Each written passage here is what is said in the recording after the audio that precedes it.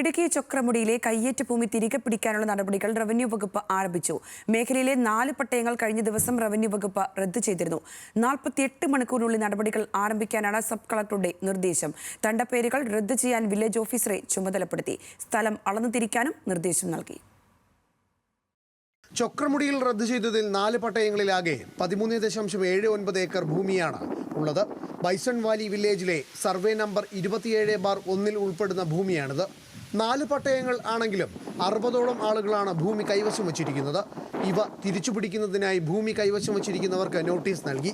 48 മണിക്കൂറിനകം ഭൂമി ഒഴിയണമെന്നാണ് നിർദ്ദേശം. 48 മണിക്കൂറിനുള്ളിൽ നടപടി ആരംഭിക്കണമെന്ന് പറഞ്ഞാണ് സബ് കളക്ടർ നമുക്ക് കത്ത് തന്നിരിക്കുന്നത്.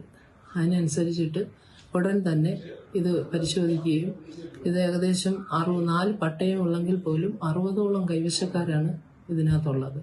ഈ കൈവശക്കാരിൽ അവർ തിരുവനന്തപുരം മുതൽ കാസർഗോഡ് വരെയുള്ള ആളുകളും ഉണ്ട്.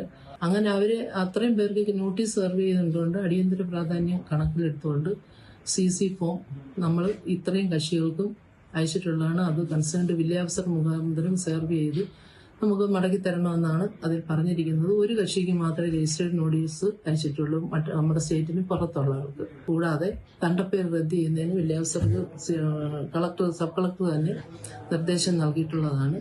തണ്ടപ്പേരുകൾ റദ്ദു ചെയ്യാൻ ബൈസൺ വാലി വില്ലേജ് ഓഫീസർക്ക് നിർദ്ദേശം നൽകി. സ്ഥലം അളന്ന് തിട്ടപ്പെടുത്താനും അതിർത്തി നിശ്ചയിക്കുവാനും സർവേയർമാരെയും നിയമിച്ചിട്ടുണ്ട്. അടുത്ത ഘട്ടമായി സർക്കാർ വക ഭൂമിയെന്ന് ബോർഡ് സ്ഥാപിക്കുന്നതടക്കമുള്ള നടപടികൾ സ്വീകരിക്കും.